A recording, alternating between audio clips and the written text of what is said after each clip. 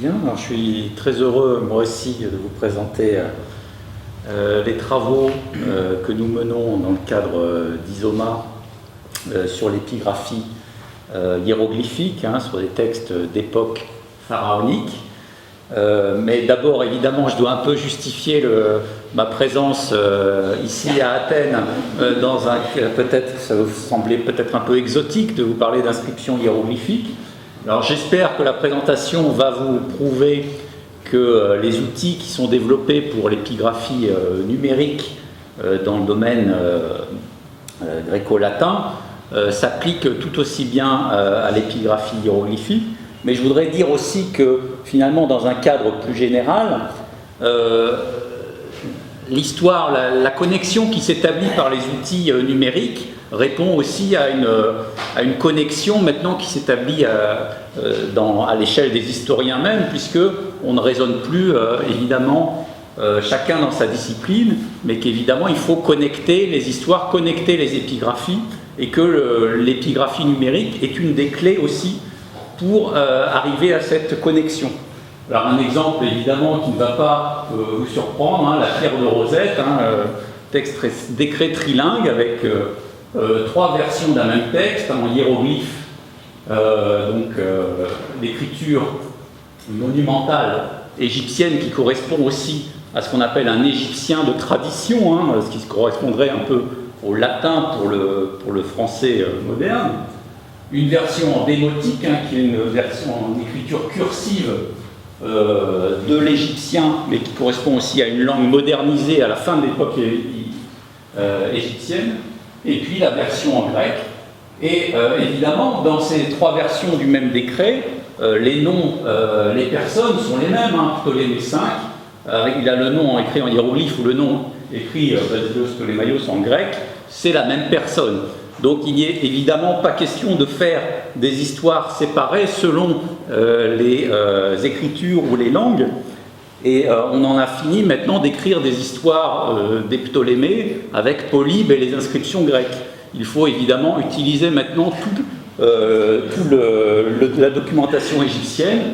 Et quand on trouve là, comme récemment sur le site d'Oxyrhynchos, des inscriptions donc hiératiques, aussi une version cursive de l'écriture hiéroglyphique, où on a avant 33 d'un pharaon qui est aimé d'Osiris, c'est le Ptolémée VI. Il faut évidemment inclure dans l'histoire de ce pharaon Lagide ces sources hiéroglyphiques. D'où l'intérêt évidemment de mener des prosopographies conjointes entre le monde grec, l'antiquité gréco-latine et le monde égyptien. Alors c'est déjà plus ou moins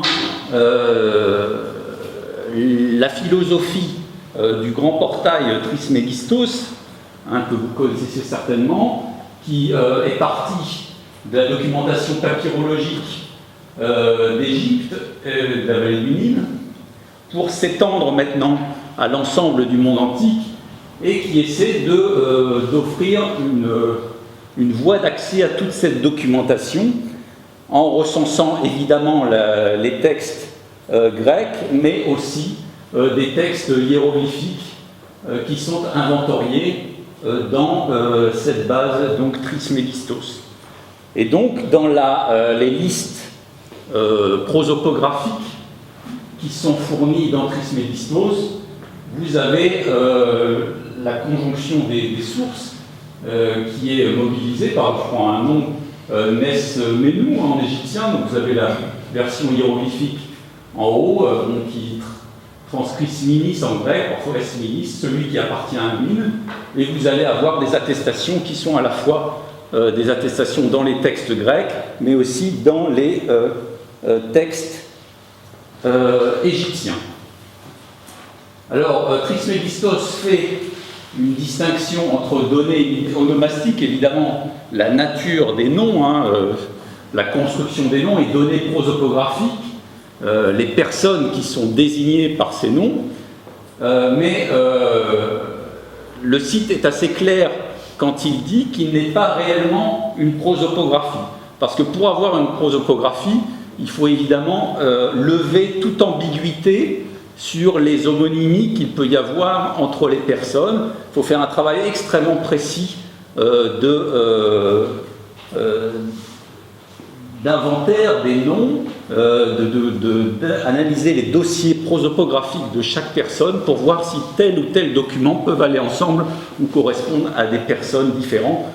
Et Trismégistos annonce très lucidement qu'ils n'ont pas fait ce travail à une échelle extrêmement précise, vu la masse des textes qu'ils ont à traiter. Alors c'est ce que nous essayons de faire à notre petite échelle pour la documentation qui vient de la cachette de Karnak à Thèbes, Thèbes d'Égypte, à Karnak. Donc, vous avez, donc, tout le monde connaît le grand temple d'Amon, Ré de Karnak, et dans la cour du 7e pylône de ce temple a été découvert en 1900, à la fin de 1903 et surtout en 1904, la cachette de Karnak, c'est-à-dire c'est une immense favissa où étaient enterrés plus de 700 à 800 statues et des milliers aussi de petits objets en bronze. Et cela a été découvert par Georges Legrain, évidemment dans les conditions d'une fouille du début du XXe siècle, dans une excavation qui était extrêmement humide, où on allait à la pêche aux statues, selon l'expression même de Georges Legrain, et donc on n'a pas de relevé archéologique très précis, ni d'inventaire de fouilles exhaustif, j'y reviendrai. Mais cette source, elle est évidemment incroyable dans sa diversité, puisqu'on a un nombre de monuments très important, et on a aussi des sources fondamentales à la fois sur les rois qui ont régné depuis le Moyen Empire, donc début du 2e millénaire avant Jésus-Christ, jusqu'à la fin de l'époque ptolémaïque, donc sur une très longue période historique. Et nous avons aussi beaucoup de renseignements épigraphiques sur les prêtres qui ont été actifs dans le temple de Karnak. Donc on a, si on mettait toute cette donnée sur le time mapper, ce qui m'a donné envie de le faire, on verrait que toute la période, une grande partie de la période de l'histoire pharaonique est couverte par ces monuments qui sont donc une source fondamentale pour comprendre la civilisation égyptienne. Alors, le corpus, c'est évidemment un enjeu fondamental pour la cachette de Karnak parce qu'il est déjà imprécis dans ses contours. La fouille de Legrain a été menée dans des conditions assez difficiles, et puis on était dans une époque où les revendeurs d'antiquités rôdaient autour du site, où des statues étaient volées assez facilement, où on donnait parfois des statues à des hôtes prestigieux, et donc il y a eu une très grande dispersion du corpus. L'essentiel des statues se trouve au musée du Caire, mais beaucoup d'autres sont partis à l'étranger, notamment aux États-Unis. À Baltimore, on a beaucoup de statues de la cachette. On en a aussi à Londres, à Berlin, à Paris, à Bruxelles, à New York, à Boston. Donc tous ces sites sont remplis tous ces musées sont remplis de statues de la cachette. Donc ce qui donne une très grande hétérogénéité du corpus, et ce qui amène aussi à un éclatement parfois des objets eux-mêmes, puisque parfois, exactement comme le cas que citait John Dodell tout à l'heure, on a parfois des moitiés de statues qui sont entre Bruxelles et les États-Unis, et qui ont été réunies par la très grande science de deux précurseurs des travaux sur la cachette de Karnak, qui étaient Bernard von Bosmer et Hermann de Molnar.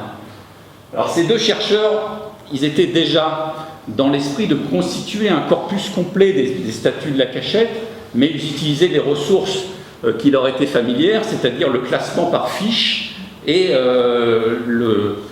l'inventaire à l'aide de sources photographiques classées dans des dossiers. Et ils ont constitué au Brooklyn Museum ce qu'on appelle le Corpus of Late Egyptian Sculpture, alors qui déborde le cadre de la cachette de Karnak, qui se voulait une sorte de corpus complet de la statuaire tardive. Et vous avez toujours à Brooklyn ces centaines de dossiers extrêmement précieux pour le chercheur, où on a une fiche descriptive pour chaque statue et dans le meilleur des cas, évidemment, un jeu de photographie. Mais évidemment, quand ces chercheurs publiaient des articles, en note de bas de page, ils mettaient « voir tel statut, CLES, Corpus of Legislation Sculpture, unpublished ». Et à chaque fois que je travaillais sur ces statuts, je me disais « mais non, comment je peux avoir vérifié cette source ? On ne peut pas écrire au Brooklyn Museum à chaque fois qu'on a une note de bas de page. » Et donc il y avait toute cette masse de connaissances qui étaient immobilisées à Brooklyn. Et donc c'est dans cet esprit que j'ai eu l'idée aussi d'utiliser les ressources numériques pour mettre à disposition des chercheurs toutes les données dont j'avais eu besoin, moi, à un moment, et je ne voulais pas que mes collègues refassent toujours le même travail.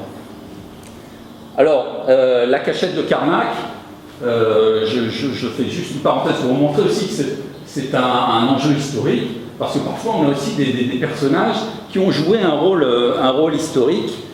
Par exemple, ça c'est un exemple vraiment amusant, c'est ce Pélétchen, fils de Pélétchen. Donc en hiéroglyphe, c'était un nom tout à fait inconnu, mais en fait, c'est un personnage qui est un grec, c'est en fait Platone, et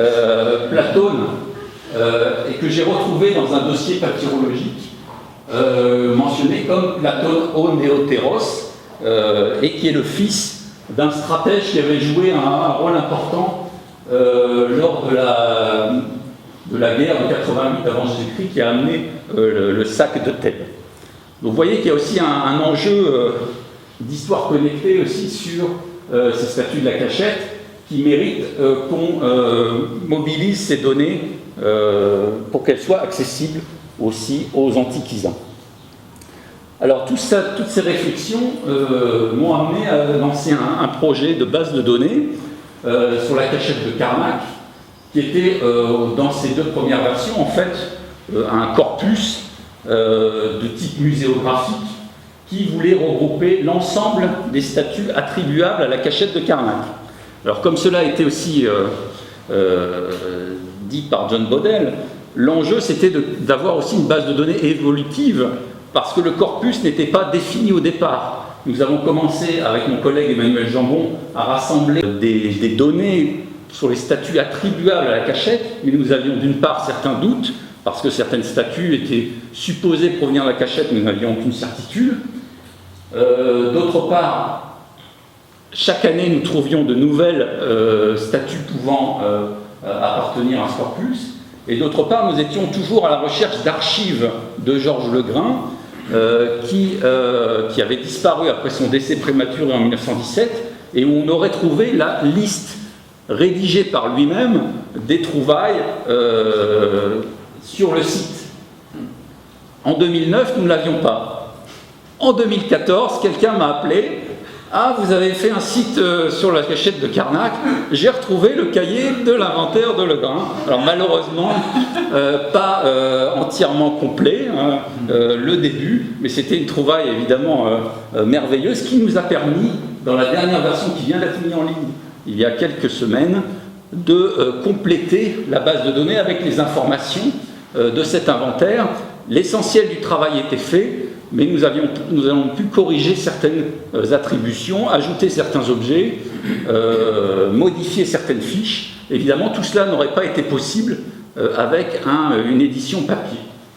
Évidemment, c'est aussi l'enjeu d'un travail, je crois, numérique. C'est comme on donne gratuitement à beaucoup de gens se sentent poussés à nous donner en retour énormément de choses, et ça crée une dynamique qui, je crois, ne s'établit pas sur les mêmes bases avec les publications papier, où on préfère faire un compte-rendu, plus ou moins gentil. Voilà, plus ou moins gentil en ajoutant les données. Ce sont deux façons, évidemment, de travailler, mais quand l'enjeu est d'abord la base de connaissances communes pour que chacun puisse élaborer ces données, je crois que l'outil numérique est toujours très précieux. Alors cette base de données, donc, au départ, a été conçue comme une base très simple avec l'identification des objets, description, les numéros d'inventaire, évidemment, et puis dans la version 2, nous avions ajouté des photos qui pouvaient être visualisées à l'écran en basse résolution. Évidemment, il revient toujours ensuite à celui qui veut publier la statue de manière plus détaillée de demander les autorisations aux musées concernés.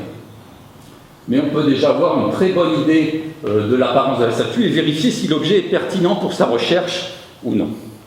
Alors on a déjà, pour la prosopographie, un ensemble de données extrêmement développé. Une partie de ces statues était complètement inédite. Nous avons retrouvé un grand nombre dans les sous-sols du musée du Caire, et donc il fallait aussi faire un travail épigraphique sur ces statues, sachant que nous avions évidemment une partie de la documentation relative aux prêtres de Karnak, une autre partie est constituée par le mobilier funéraire de ces mêmes prêtres qui sont enterrés sur la rive ouest de Thèbes, donc face au temple de Karnak. Dans certains cas, certains prêtres avaient à la fois une statue dans le temple et il y avait aussi un sarcophage, des papyrus, des éléments de mobilier divers qui étaient enterrés avec leur momie dans leur tombe de la rive ouest. Ces éléments de mobilier, évidemment, contiennent aussi des données prosopographiques sur l'identité des personnages, et à partir de là, on peut reconstruire des tableaux généalogiques assez complexes. Alors ça, c'était Hermann de Molnar qui avait déjà préparé une partie de ce tableau, que j'ai pu compléter avec des données supplémentaires issues de la documentation de la statuaire de Karnak. On voit que pour certaines familles très bien documentées par le mobilier funéraire issu d'un caveau familial, on peut arriver à des généalogies très complexes qui sont évidemment extrêmement précieuses parce qu'on peut mettre en parallèle, pour des générations successives, des monuments contemporains et donc les analyser de plusieurs points de vue, d'un point de vue religieux, d'un point de vue d'histoire de l'art, etc., etc. Alors pour ce qui concerne plus précisément la prosopographie, on a, pour définir l'identité de ces prêtres dans les inscriptions hiéroglyphiques de la cachette, on va avoir ces éléments pertinents, le nom évidemment du personnage, ses titres, des épithètes diverses. Souvent la plus courante c'est Mahareru, c'est-à-dire défunt, c'est feu monsieur un tel, mais on peut avoir aussi celui qui est loué, etc. Des éléments de filiation, nom du père, le plus fréquent, nom de la mère, ou les deux, plus présence éventuelle de générations antérieures. Donc voilà un exemple d'une statue de la cachette appartenant à Nesmi, fils de Padi Mendesutawi. Donc vous voyez, donc ça c'est important aussi pour l'aspect de déploiement spatial de l'inscription, c'est qu'on a évidemment l'inscription sur le devant de la statue, mais on va voir aussi sur la face supérieure et puis sur le pilier dorsal qui se trouve derrière. Et donc l'identité du personnage, elle se développe ainsi. Donc après une prière au dieu, on va avoir les titres. Donc ici il a des titres assez particuliers, notamment prêtre d'Osiris ou Pichel, d'Amon aux hautes plumes, et d'Amon aux cornes pointues, un nom, et ensuite sa filiation, le nom du père, deuxième personnage, et le nom de la mère, troisième personnage. Parfois, on va avoir la descendance aussi, qui est présente sur la statue, avec l'enfant qui va être un ou plusieurs enfants qui sont représentés. Là, par exemple, dans cette statue, debout, entre les jambes du personnage, on a représenté son fils aîné, qui donne un élément de généalogie supplémentaire. Alors, à partir donc, de ce corpus, donc, vous voyez un peu les éléments principaux, et les données prosopographiques disponibles, quels étaient nos objectifs pour créer cette prosopographie à partir du corpus de la cachette. Donc évidemment, on ne voulait pas retomber dans la dimension base de données, parce que le problème de la base de données telle qu'elle est conçue basiquement avec FileMaker, c'est qu'on ne peut pas analyser les données sans les isoler les unes des autres. L'intérêt de l'encodage TEI-XML, c'est évidemment de ne pas rompre la chaîne des données et d'avoir un continuum entre ce qui a été fait sur le plan des données muséographiques et l'inscription et le positionnement évidemment de chaque partie de l'inscription sur l'objet. Donc c'est cette continuité que nous recherchons et que nous offre l'encodage XML-TEI. Donc, associer métadonnées et données textuelles dans une même chaîne. Nous voulions aussi être interopérables avec d'autres corpus textuels numériques en égyptologie, dans l'optique d'une prosopographie générale encore à venir, et ne pas dissocier les inscriptions des objets, comme je vous l'ai signalé tout à l'heure. Alors ça, c'est un enjeu qui est évidemment, qui paraît peut-être anecdotique dans un premier temps, mais il faut s'imaginer que pour certaines statues de la cachette, on a des mises en page extrêmement complexes qui font partie, en quelque sorte, de l'identité de la personne qui rédige l'inscription. Par exemple, ce personnage qui a laissé une statue dans la cachette, il a élaboré quelque chose de très complexe dans son inscription de sa statue, qui se lit en fait, non pas par colonne ou par ligne, mais par un jeu extrêmement complexe de colonnes, de lignes en facteurs communs, puis de choses comme ceci. Et donc pour lire l'inscription et pour la comprendre, ce qui m'a pris quand même un certain temps, il faut passer d'une colonne à l'autre comme ceci. Voilà. Évidemment, ce jeu graphique fait partie de l'identité de ce personnage, qui est un savant extrêmement versé dans la science hiéroglyphique, et qui déploie en fait sur sa statue son art du texte hiéroglyphique. Donc évidemment, il faut faire utiliser cette mise en page d'un texte rédigé en grec. Il a une nature de texte, et donc on s'est tourné vers la TEI parce que c'est un standard qui permet d'encoder un texte, quel qu'il soit, avec des éléments standardisés. Et à partir de la TEI, on avait déjà un échantillonnage de balises qui avait été développé par le concepteur d'Epidoc, adapté à l'épigraphie, et qui se sont trouvés extrêmement bien adaptés aussi au type d'épigraphie que nous menions. Encoder le texte, évidemment, dans sa matérialité et sa structure, et puis encoder les éléments du texte avec les données prosopographiques, balises, personnelles, etc. Donc il y avait dans Epidoc l'essentiel de ce dont nous avions besoin. Évidemment, nous allons l'adapter à nos propres besoins en créant un subset d'Epidoc spécifiquement dédié à l'épigraphie. Alors ça, c'est une parenthèse, mais nous, évidemment, dans l'épigraphie égyptienne, nous sommes bien moins avancés que dans l'épigraphie grecque. Alors, j'en suis revenu parce que j'avais tendance à idéaliser un peu l'épigraphie grecque comme un monde extrêmement standardisé, où tout le monde suivait les mêmes règles. En fait, c'est un peu plus compliqué que ça. Mais en tout cas, dans l'épigraphie hiéroglyphique, c'est le monde de l'anarchie. Chacun édite son texte selon quelques règles communes, mais c'est un autre sujet qui serait bien développé, que j'avais développé ailleurs dans un colloque que nous avons fait avec d'autres collègues égyptologues. La notion d'apparat critique n'existe pas réellement de manière standardisée dans l'épigraphie égyptienne. Ce qui fait que partir de l'épigraphie numérique va nous permettre aussi d'avoir cette réflexion avec les collègues intéressés à faire cet effort pour que nous créions ces règles qui nous manquent dans l'épigraphie hiéroglyphique pour que tout le monde respecte en quelque sorte aussi certains standards. Alors, une autre parenthèse, c'est que,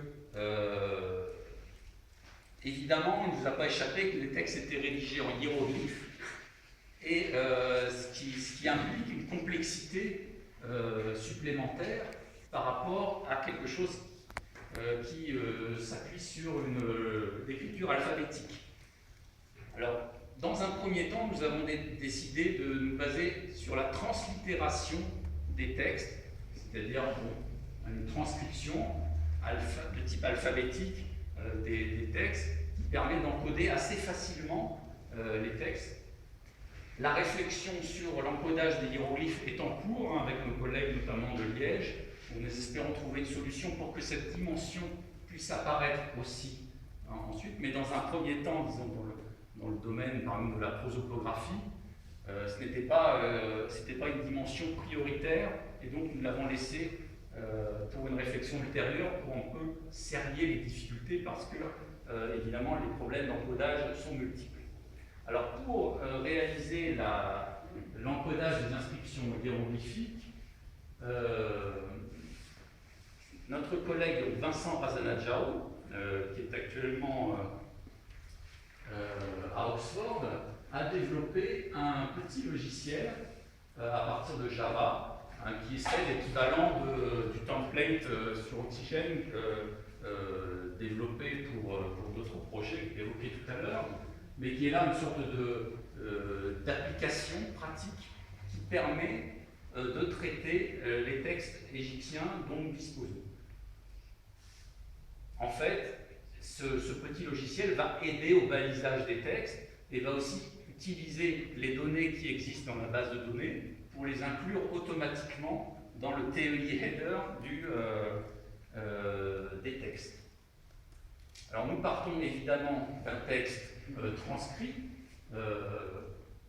parce que évidemment le travail de l'épigraphiste au départ, le travail de traduction reste le même, hein. Il faut évidemment qu'il soit aussi précis que possible dans la réflexion, donc on a besoin évidemment de se coltiner au texte, de l'analyser, tout ça peut se faire sur un fichier Word. Et ensuite, le logiciel Xefi va récupérer les textes transcrits et va mâcher un peu le travail de celui qui va baliser le texte en créant par exemple les line breaks automatiquement, les column breaks automatiquement, pour les points de suspension entre parenthèses, on va créer les balises adaptées, etc., etc. Donc une partie sera déjà pré-mâchée. Donc si on a par exemple la transcription de ces colonnes, deux colonnes de hiéroglyphes, donc on passe des hiéroglyphes à la transcription, transitération, et on a ensuite la traduction, eh bien le logiciel va automatiquement créer ces balises column break avec un numéro d'ordre qui vont être intégrés automatiquement. Alors ensuite, il reste évidemment toute une série de balisages à réaliser, notamment pour ce qui concerne la prosopographie, ce qui nous intéresse ici. Alors, il y a quelques précautions méthodologiques à prendre quand on veut encoder des personnes sur un document. Parce que dans le domaine de la prosopographie égyptienne, les risques d'identification abusive sont nombreux, ce qui amène à prendre des précautions en séparant deux niveaux d'analyse. On a la personne attestée sur un document, le témoin, et le dossier prosopographique d'une personne regroupant plusieurs témoins. En effet, on a beaucoup de ce qu'on appelle de paponymie dans le domaine égyptien, c'est-à-dire que les personnes vont prendre le nom de leur grand-père. Alors si vous avez par exemple un personnage, on va en voir un cas tout à l'heure, un personnage qui s'appelle X, fils de Y, qui a laissé une statue, vous avez un autre personnage, X, fils de Y, qui a à peu près les mêmes titres. Comme les titres se transmettent de génération en génération, vous pouvez très bien avoir le X, fils de Y, qui soit dans la génération 1, et le X, fils de Y, qui soit dans la génération 3, le deuxième X étant le petit-fils du premier, avec à peu près les mêmes titres et la même identité. Seul le nom de la mère peut servir à lever les doutes, mais dans beaucoup de cas, il n'est pas indiqué sur les documents. Donc on peut être amené à faire des confusions si on identifie tout de suite deux documents comme appartenant à la même personne et à se tromper en quelque sorte de génération. Donc en fait, l'idée, c'est d'abord d'encoder les documents un par un en créant un mini réseau prosopographique à l'intérieur de chaque document. C'est-à-dire de ne pas faire comme beaucoup font à partir de listes d'autorité, de mettre dans l'attribut déjà le renvoi à une liste prosopographique qui fait autorité et qui peut être largement fautive, mais de créer une étape supplémentaire. Donc là, on va baliser tout ce qui concerne la personne avec une référence string rs type personne, qui va encadrer tout ce qui concerne l'identité de la personne. Donc pour le personnage qu'on a vu tout à l'heure, ça va être tout ça. Ses titres, son identité et le fait qu'il soit fils de ou né de. Ensuite, on va donner à chaque personne un identifiant unique propre au document avec le numéro CK, c'est-à-dire le numéro de la statue dans notre base de données cachette de Carnac, une lettre qui dissocie les personnages qui sont représentés dans la statue, qui sont souvent le propriétaire de la statue, mais qui peut être aussi gravé sur les faces de la statue ou simplement cité, ce qui permettra de facilement repérer les personnages qui ont des documents propres ou qui sont simplement mentionnés. M et F selon la personne est de genre masculin ou féminin, et un numéro de série qui est valable au niveau du document. Ce qui donne, par exemple, sur ce personnage, sur ce cas-là, on va avoir ici, comme c'est la statue 399 de notre base, c'est K0399, c'est le propriétaire de la statue, celui qui est représenté R, masculin 01. Deuxième personnage, il est simplement cité, masculin 02. Même chose ici, féminin 03. À partir de là, évidemment, on peut entourer ce qui concerne l'identité du personnage avec la balise REST-type personne et la référence avec le code de ce personnage. Deuxième aspect, ensuite, il faut créer des relations de parenté à l'intérieur de ce réseau prosopographique que l'on a défini avec l'encodage de chaque personne. Alors, là, il y en a 3, c'est un cas simple, donc on peut avoir une dizaine de personnes sur la même statue. Alors, l'idée qu'a eu Vincent Razanadjaou, c'est de créer ce tableau avec les personnes en abscisse, les mêmes personnes, les personnes en abscisse, les mêmes personnes en ordonnée, et de créer, par l'action de celui qui fait l'encodage, une relation. Quand on est parent, on va être considéré comme actif, active. Donc ici, comme on a un S apparaît qui est la mère de Ireteru, on la qualifie de personne active par rapport à celle-ci. Et en retour, le même personnage va être passif par rapport à la mère. Même chose, quand on est fils d'eux, on va être P passif d'eux. Et donc on a des relations de parents à enfants qui sont codifiées automatiquement de ce point de vue-là. Et on a une relation spouse qui permet de dire que deux personnes sont époux. À partir de là, on va avoir la génération d'une liste de personnes qui va récapituler pour chaque élément du réseau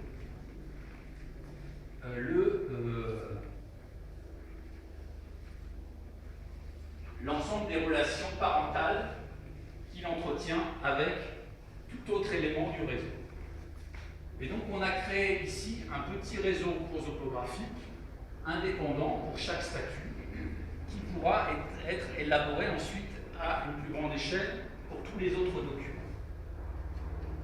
En fait, comme je le disais tout à l'heure, cela va permettre de gérer les identifications avec des degrés d'incertitude.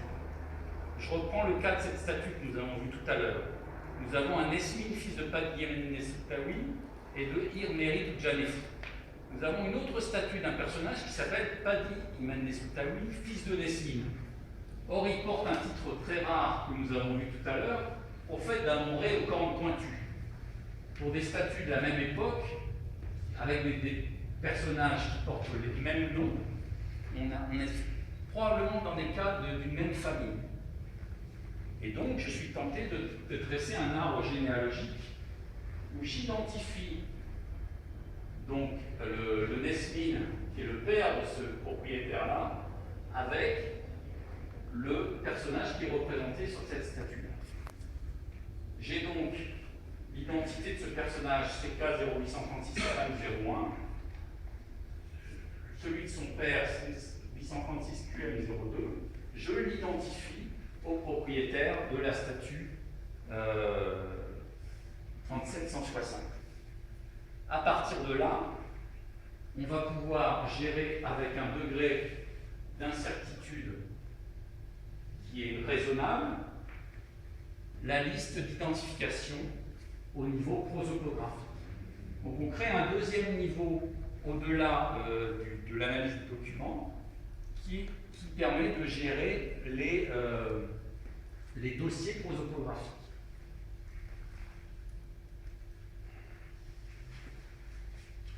Donc pour finir, évidemment tout ça c'est encore en progrès, mais c'est pour vous montrer la démarche que nous suivons, c'est-à-dire de partir non pas de listes prosopographiques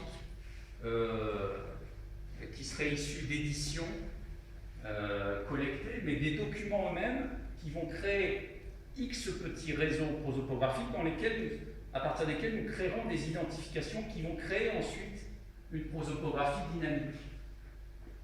L'avantage d'encoder sur une grande échelle tous ces documents, c'est qu'évidemment, ça va nous faciliter les recherches sur un large corpus pour déterminer les connexions prosopographiques.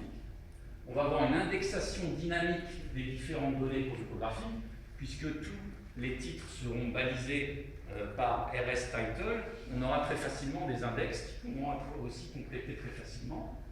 Et surtout, nous conservons de manière permanente le lien entre l'objet et l'inscription dans sa totalité. Ce qui fait qu'une fois que les connexions prosopographiques sont réalisées, il est très facile, par des interrogations sur XML, de mobiliser les documents pour les comparer et pour aussi évaluer les possibilités prosopographiques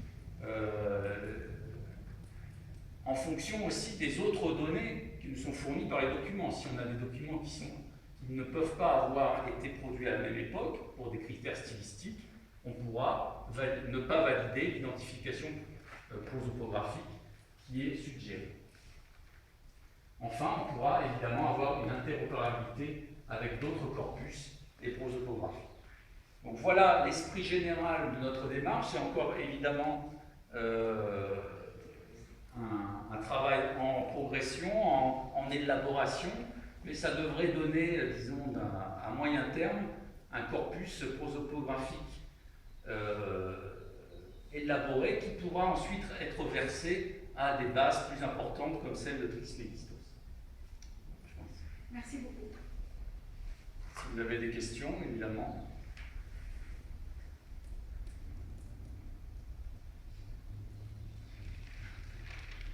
Moi, j'ai pas de questions, mais je veux dire que c'est effectivement un excellent exemple que nous souhaitions montrer en contrepoint de la branche principale qui est le latin ou le grec dans le cadre de notre workshop. C'est d'une part de montrer qu'effectivement le système peut être l'XML, la TUI et Epidoc sont absolument communs à toute une démarche qui est en fait une démarche d'analyse intellectuelle de documents qui sont généralement des documents plus mixtes, archéologiques, on peut dire, tout dans l'épigraphie, c'est de l'archéologie. Donc c'est de l'analyse de texte, mais associé à un support. Et là, dans le cas de ces statuts, effectivement, il y a toute cette élaboration d'un objet complexe où la visualisation de l'écriture, son emplacement, font partie de la déclaration qu'est le texte en lui-même.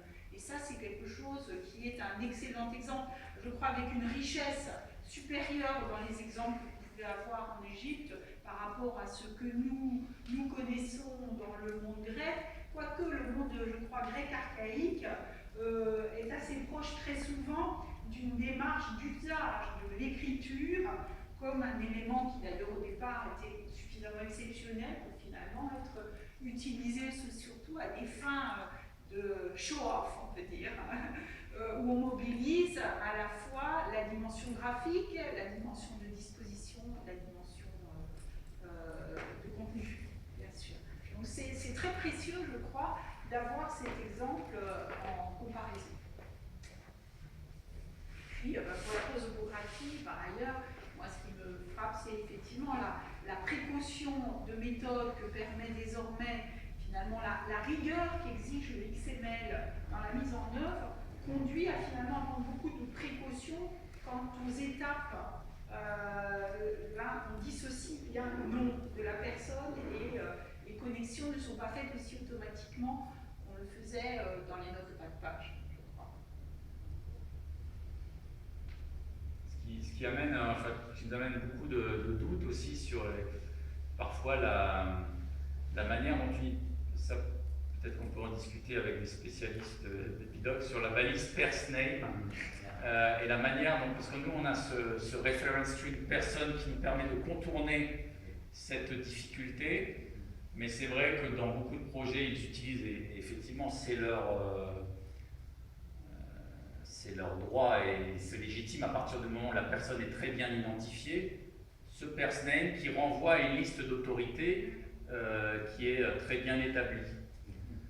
Et donc on se retrouve avec une balise qui a une certaine ambiguïté à partir du moment où est-ce que c'est du domaine de l'onomastique et qu'ensuite elle est amenée à quelque chose qui est intégré à une prosopographie, ou est-ce que c'est quelque chose qui reste, qui est déjà prosopographique dans l'encodage de certains textes. Alors c'est évidemment aussi la joie de cette réflexion sur les balises, c'est de creuser vraiment la philosophie de ce qu'on fait, de ce qu'on encode. Mais si je peux intervenir sur cette question-là, on voit bien que l'encodage, c'est toujours par rapport à un contexte. Donc, on prend sens, l'élément, la façon dont on dit une chaîne référentielle, ça prend aussi en fonction du contexte dans lequel on s'inscrit de cette inscription-là, où on a surtout des chaînes référentielles, etc., avec les possibilités de transformation pour d'autres contextes. Une fois, si on sort ces données de l'inscription du texte, on peut les repackager dans un autre intitulé de balise. L'important, c'est que le découpage des éléments, des composants, soit le même et corresponde. Donc, pour d'autres expositions, on va extraire les données et les mettre avec un autre label plus général qui correspondra, par exemple, si vous avez des noms, vous pouvez dire j'ai des noms de lieux, j'ai des noms de personnes, mais ce sont tous des noms dans certains lieux. Si vous êtes très général, vous vous intéressez juste à repérer des noms, vous utiliserez juste name. Et puis si vous voulez être plus spécifique, dans un autre contexte, vous allez distinguer first name et place name. Mais si vous n'avez que des noms de personnes, vous n'avez pas forcément besoin de dire first name. C'est le contexte qui donne le sens aussi. Mais on est constamment en train de retransformer les choses. Mais ce qu'il faut, c'est comprendre les modèles de découpage des composants